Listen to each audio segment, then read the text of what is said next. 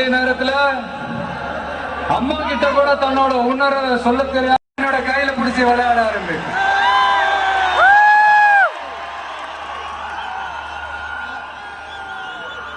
அப்ப அந்த குழந்தைக்கு பாம்பை கண்டா பயம் இல்லையான ஒரு கேள்வி வரும்.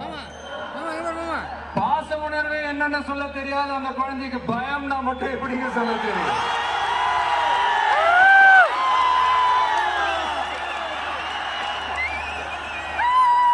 இங்க அந்த பாம்பு தான் அரசியல்.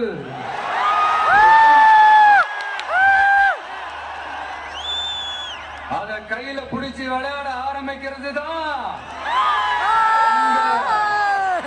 உங்க